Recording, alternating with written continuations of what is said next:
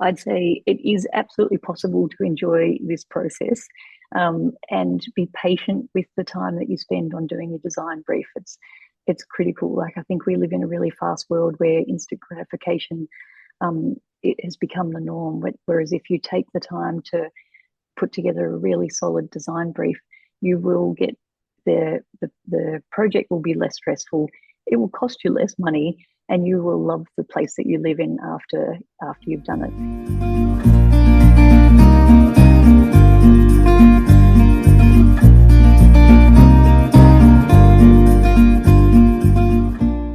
Now, you've spoken about how front-loading decisions has actually enabled construction to feel calm and enjoyable for you.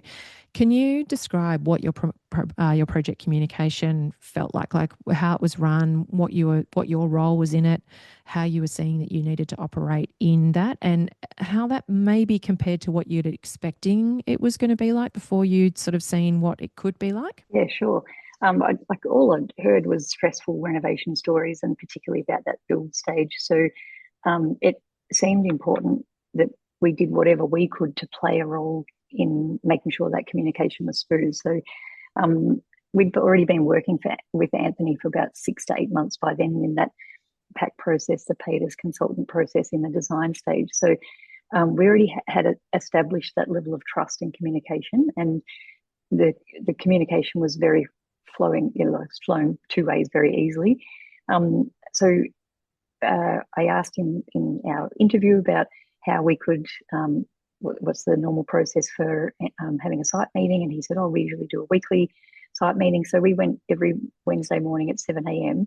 It was the absolute highlight of our week to go there every week and see how all of those design decisions, which were front loaded, were all coming together. So this was the most enjoyable part of the process, because no more decisions to be made. Everything's already been selected.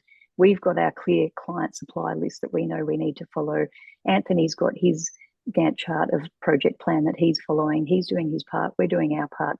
And so super enjoyable to come every Wednesday morning. Anthony was excited about us being there and showing us what him and his team had been working on. And then we got to see it all come to fruition. It was really cool.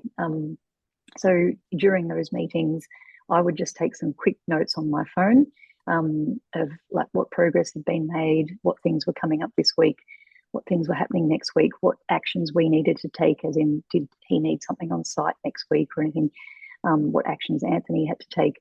And then when I got home, I'd quickly put it in a Google Doc in a bit of a minutes thing, which I didn't know whether that was my responsibility or not. But Anthony had confessed that he wasn't, like, admin was not his strength, and I didn't want him doing admin. We wanted him building a house. So I thought, I can do admin. I can do that. So I put together the minutes each week and tracked, that every single week it was on the status, on track every single week.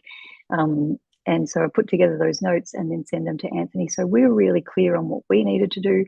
He's really clear on what he needed to do, and things stayed on track the whole way through the project. We had two little things that happened: hydronic heating issue that you referred to before, and some asbestos that was found in the ceiling as well.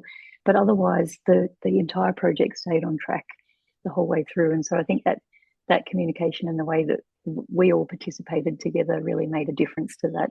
I also took the opportunity each time we came to that meeting to just quickly take video and some photos, and we started up our own Insta page so we could share that with our friends and family, and people could keep up to date with what we were doing each week. And that it was an easy way to communicate with our friends and family as well.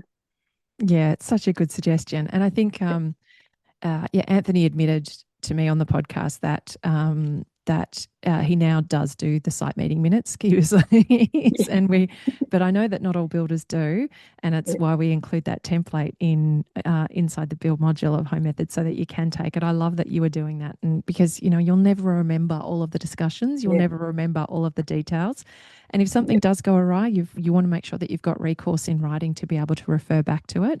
But it's Mm. lovely that you had that rhythm and that regularity to your site meetings, and your work during that pre-construction process using Anthony as a consultant during that design phase obviously served you really well in terms of being able to then make a lot of those design decisions, those selections and specifications. So the contract you signed actually reflected what you wanted, and you had Yeah. as much detail fleshed out as possible. Such as a great testament, because I know that a lot of homeowners can feel like they have to wait until they're seeing it on site. I mean, Mm. did you at any point did you have any thinking, oh gosh, am I going to change my mind later? Am I going to regret that I've locked this in so early?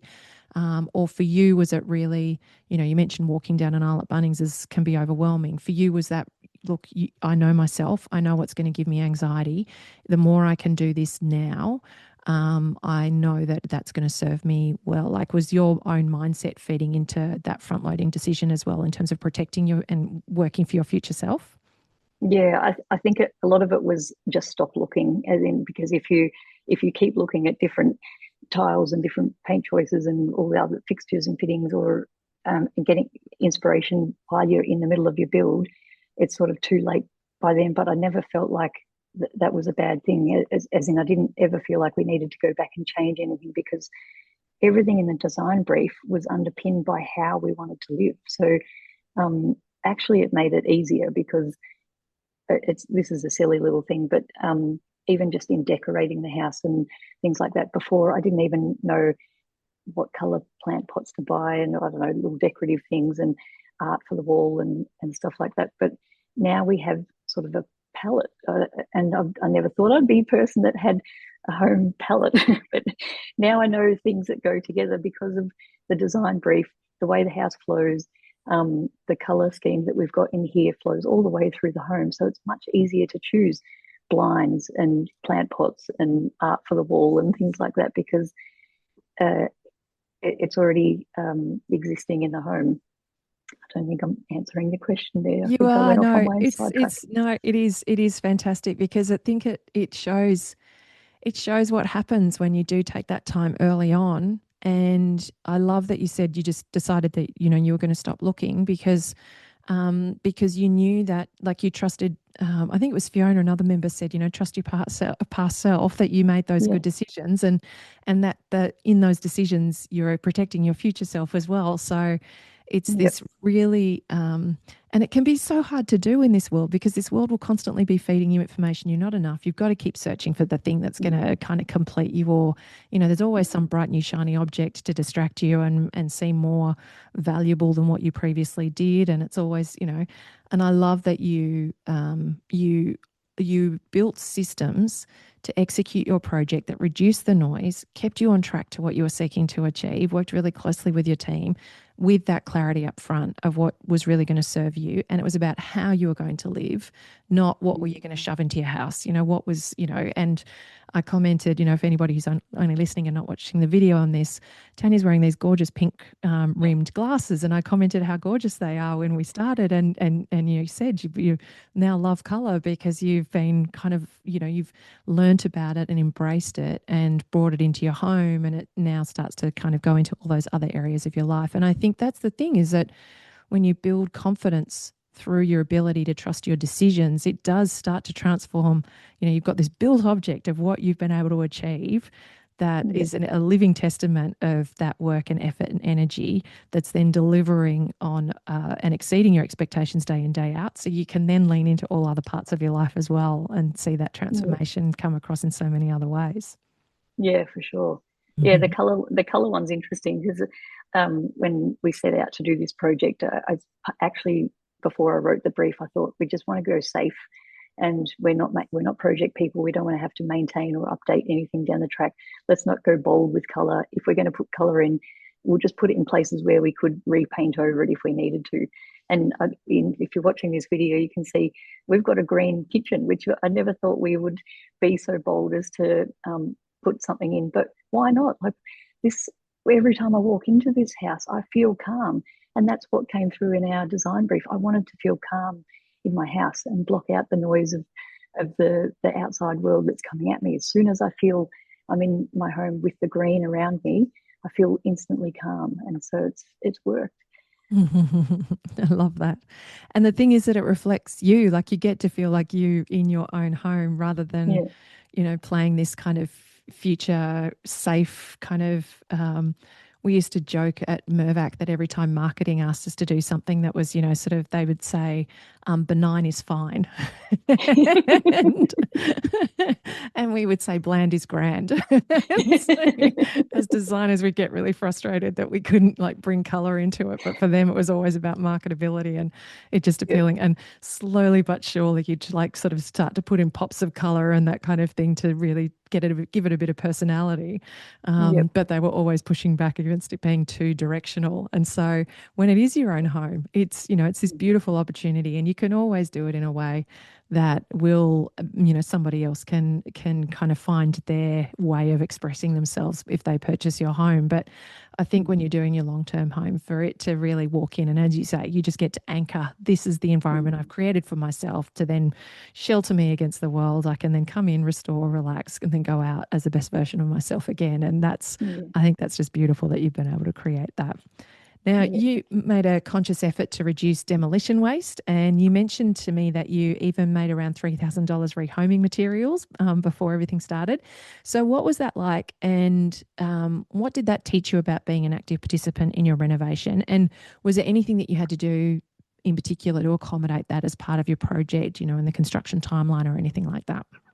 Yep. Yeah, reducing landfill was something that was really important to me. It's something I do in my own personal life, but even more, there's so much waste that happens in construction. So, before, actually, after we moved out, but before Anthony took it over as a site, I organised to put pretty much anything that was bolted to the wall onto Marketplace. And so it was either going free or really cheap. I just wanted to move things on. A lot of things still had good life in them. There was an oven here that was a really good brand oven. I run a gingerbread business on the side as well. And so I knew it was a good oven. The key to putting things on Marketplace, good photos, include measurements, and tell people they have to take it out and remove it. So it was really clear up front. And there's a lot of mucking around with it. So, like, it's not for everybody, I would say, but it was so important to me to try and save things from landfill and give things a longer life than just going into a skip. So all of the wardrobes, the built-in wardrobes went, the fireplace mantles, double sash windows, bathroom vanities, shaving cabinets, towel rails, kitchen sink, anything and everything, and some internal doors, things like that. A lot of free stuff, but otherwise just really low cost. And so the time involved in it, of taking photos, placing the ads, interacting with people that muck you around, etc. Like I said, it's not for everybody, but it was so worth it. I met some really amazing, lovely people along the way as well. And there was a bit of mucking around with, spending 9 o'clock nights while they were removing wardrobes and things like that. But it felt good to have done that and make $3,000 on the side. It was, I think it was worth it. It made me feel good about doing the project as well. I think the key though was that you got to remember about when it's your home versus when it's the builder's site. And so we were fortunate. We did have a few weeks between when we moved out and when Anthony took over, because just to pay respect to his site and the safety rules and things like that.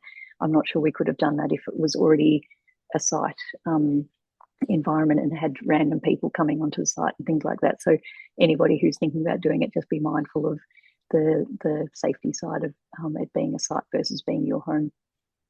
Yeah, well, it was great that you managed to accommodate that time between moving out and then Anthony taking over, because it gave you that window to be able to do that. A lot of people try and crunch it together.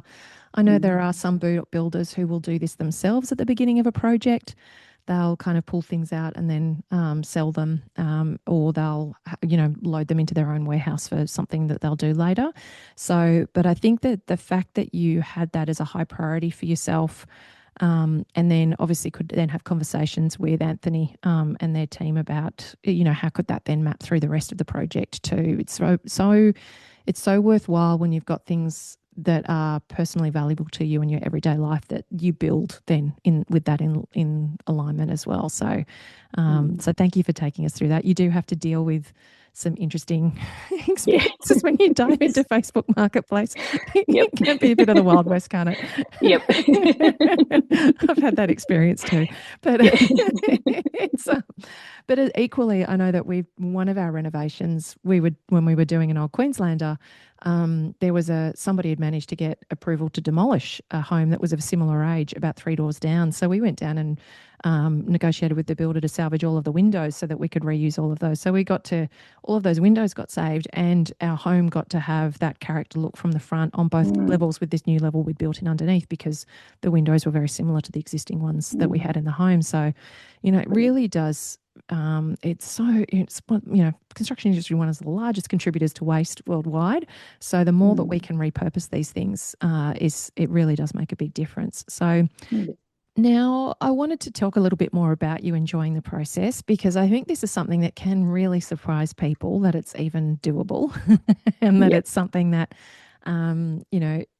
is can be kind of their experience. A lot of people do feel like they have to armor themselves up.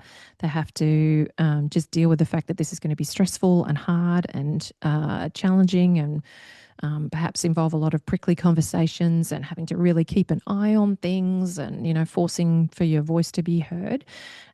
I always feel that it's possible to enjoy your process. It doesn't mean that it won't come without stresses and hiccups and hurdles along the way, because it's a deeply personal activity and it's a big undertaking and often a big financial investment as well. Anything that has that combination of factors is going to have, Mm, certain things come up, and you can be a bit blindsided by how it might be impacting you personally, and, what kind of, or be surprised by your, how it sort of lands with you in certain ways.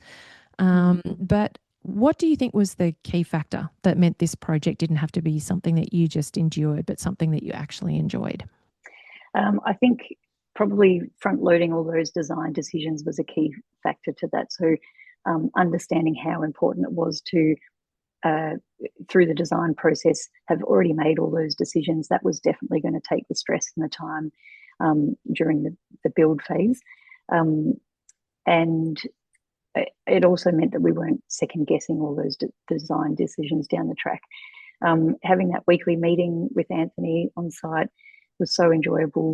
I think the most stressful part of the process actually was when we'd done the original design, and then we worked out we got to the finer details of the budgeting, and we had to go through this value management process, which was, oh, actually, this is not going to fit into the budget that we thought it was going to. But we had the whole team working together on that. So the architect and ourselves and Anthony all working through where do we want to spend our money and where do we want to pull it back. And so that was stressful, but I'm so glad we went through that before the building started, because if we were trying to do that while the building was happening, it would throw everything out, time wise and money wise and everything. So that definitely was a contributing factor, or that was helpful to have done all that. 100% it was about the relationship that we had with Anthony and our builder. Getting the team right was so important, because we could do anything through that process then. So even when we had like an example of something that happened, it's an old house, it's 100 years old. So even just doing measurements of things and the plan for the renovation, it wasn't always accurate. And so there was going to be times where things came up that they weren't going to go to plan. And one of the things was that the way that the ensuite shower was designed was that the shower door was meant to go off the side of the shower. And then when the glazier came and Anthony was looking at it, and he was saying, this is such a busy area, this door is going to swing out into your windowsill, your hydronic panel, your towels, your toilet roll holder. It's too busy in here. I think that the shower door needs to be on the end of the shower. And when we went back to the designer, and they were saying, no, it's going to look silly there, it needs to go back around the corner. And we were conflicted. We just didn't know which way to go. Put it out to the online community through Home Method, and also just having had that trusted relationship with Anthony, we're able to work through that. And we went with the decision to put the shower door on the end where it was going to make more sense to open up into a more spacious area. And I thank Anthony every single day when I have a shower, of having that relationship with him, to be able to, for him to have raised it, pushed for it, and helped us to make that decision. So little things like that along the way. The communication was excellent. We really enjoyed working with him, but just going right back, just having done the education, feeling informed and confident meant that we didn't have to endure this process. We enjoyed it because we felt like we were making the right decisions for our home and for our family, and we had the right people around us to be able to do that. So I'm so grateful to you, Amelia, for you being passionate about what you do, because I think you're doing a remarkable thing of making a difference to people's lives through the education that you've put together and creating this community of people who are like-minded, who are trying to do better things for their homes. So I thank you for that. Oh, that's super kind of you, Tanya. Thank you so much for saying that. I think what's really amazing is obviously doing the pre-construction process, the pack process, and bringing Two-Tone Constructions on board during that design phase. You would Mm. have got to know each other so well whilst you don't have the like burning pressure of construction unfolding, Mm. and really kind of developing that shorthand in how to communicate with each other, the builder getting to know what was really important to you in the design phase. And as you say, when you do, you inevitably hit a point where you have to value manage something. And having to do that during construction can be incredibly difficult Mm. because you're often reacting then to whatever has already been built. There's only so much that you can leverage at that point. There's a Mm. lot, you're often backed into a corner and it can feel like a massive compromise. Whereas when you're doing it during design, you can pivot and shift whilst everything's lines on a page and change is relatively cheap. And if you're particularly doing it with a team of people that you've briefed really well, that have had the chance to get to know you and see you in action of your brief, you know, like actually you haven't just made up your brief as a kind of pipe dream. You've actually really thought about it, and then you're living and breathing those things in the decisions that you make. It does mean that then professionals can bring their expertise to the table so much more effectively and Mm. really get in the boat with you of like, okay, this Mm. is, you know, this is where we're going to, this is what we think. And when you're doing this for the first time and you can't always anticipate what you might need in the future or what might serve you well, to obviously have the education to tap into, and then also a team who's worked with, you know, people like you on other projects to say, look, well, we know that, you know, this might seem important now, but, you know, in the future, it may not be as big a deal to you, and, you know, these kinds of things. And remember, you said this was really valuable. So let's elevate Mm. that, and, you know, all of that kind of stuff. Mm. I think it's, you know, even if you change your mind in that moment and say you decide, well, no, we're going to spend more money, or no, we're going to change the goalposts and we want to, we actually want to make that more important. You're doing it with intention. It's not just unfolding Mm. reactively, chaotically, because you're Yeah. kind of under time pressure and you're wanting to get things done. It's done so intentionally that it all feeds into that kind of pipeline of what you are seeking to achieve from the outset and what goals you really want that home to deliver on. And so, Mm. yeah, so you know, massive kudos to you, Tanya, because it can really be a big leap to feel like this is how you need to get prepared for your project. A lot of people think, oh, if I just find the right builder, I just find the right architect or designer, surely they're Mm. going to take all of it.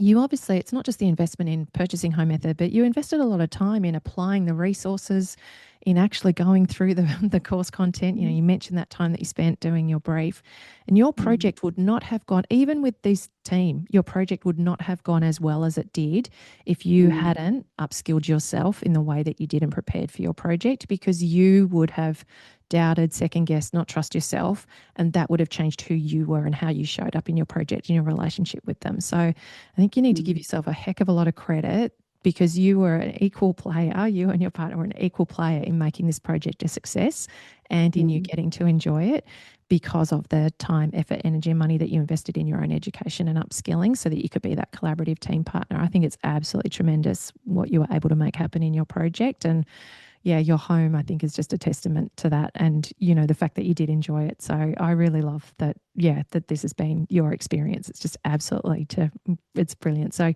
you've now been in your home a year. So you moved in obviously the beginning of last year. So how does it feel? How does it feel to actually be living in the experience of the thing that you know, you said you had this home for, I think, a decade. You were obviously saving up the Yeah. money. Obviously, this has been a long held kind of plan for you. What's it like now to be getting to live in the fruits of your labor? So good. So I love coming home every single day. I love walking through the spaces. On the weekends, Paul loves to cook. So Emily and I will sit at our kitchen bench and play a board game. eat some cheese and just hang out together and just spend time together. And so all the things that we put into our brief about how we wanted to live, taking me back to my childhood, that's happening now. We invested some money into a really nice dining table, so and it fits in beautifully into this space. And so we have people around and entertain, and it feels like a gorgeous space to welcome other people as well as us to live in the home. We've done some things like there's a bookcase that's a divider between the kitchen dining area, sort of separating but still connected to the living space, where it's really lovely to sit in there in the evening because it feels cozy. And going to bed at night, walking into our bedroom that's now this beautiful sage green, feel calm in that space. Last night, Emily was dancing around in there because there's more room around our bed. It's like a much better flow and fun. You always talked about having your bed facing away, so when you walk in, that the head of the bed is at the other end. I would listen to that, and that's created this gorgeous space. As soon as you walk in the door, Emily's dancing around. She's like, "Oh, I love being in here." So all these things that we wanted to create in our home are happening now as a result of educating ourselves, getting the design right, and then having the right team on board. And we've made it happen, and it feels really good. The house feels thermally comfortable. It's performing well. It feels beautiful to live in. I could not be happier. That's so fantastic. Congratulations to you. It is all of those macro and micro decisions, isn't it? We talk about the 1 meter to the 5 millimeter decisions. They Yes. all kind of feed into how that home feels and functions at the end of the day. And Yep. so it's a lot to hold. And I love that you've been able to bring that all to life into your design. So, and in that experience of building a really good quality home that's energy efficient and that's functioning really well for you. And you've said a couple of times you're not a domestic goddess. You don't like cleaning. I know I hate cleaning. I like living in a clean house, but I hate cleaning. and so, Yep. and so, yeah, we're big believers of like low maintenance, Yep. Yep. durable, high For sure. quality, easy to maintain homes. Because yeah, the last thing you want to be doing is creating this thing that's just in a weight around your neck where you have to spend it every weekend making it look Yep. decent again. So Yep. yeah, so then, but yet, that feeling of calm Mm. does come from a color scheme, and it also comes from things being really well laid out, really well organized, so that everything has a place. Mm. You know where to find things. All of that kind of stuff feeds into how you feel in the home, and so it's so clear that you've been able to fuel your lived experience now with all of that forethought and attention to detail and that intentional approach. So, if someone's Mm. listening right now and they feel overwhelmed or worried about getting wrong in their project, what would you actually say to them? I'd say it is absolutely possible to enjoy this process, and be patient with the time that you spend on doing your design brief. It's critical. Like, I think we live in a really fast world where instant gratification, it has become the norm. Whereas if you take the time to put together a really solid design brief, you will get the project will be less stressful. It will cost you less money, and you will love the place that you live in after you've done it. Definitely front load all your decision making up front. Get the right team involved, and do yourself a favor. No brainer. Sign up for the home method education, because it will make a huge difference in your project. I'm not here to sell this to you, but I just really believe in it, and it's made a huge difference in our experience. And I really believe that was because we were informed and educated from the start. Thank you so much, Tanya. It has been such a joy to catch up with you and to hear all about this project.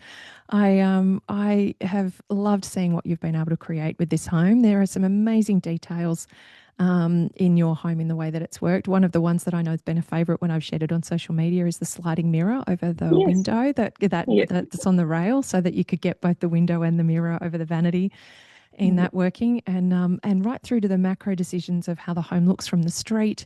It really does respect the original character of such a beautiful old home whilst breathing new life into it.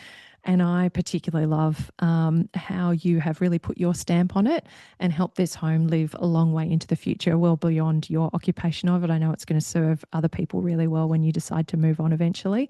And meanwhile, it's going to be such a gorgeous place for you and your family to live. So thank you so much for sharing your experience, sharing your knowledge, your insights. I know that others will find this super helpful, and it's been so lovely to have this time with you, Tanya. Thank you. You too. Thanks, Amelia.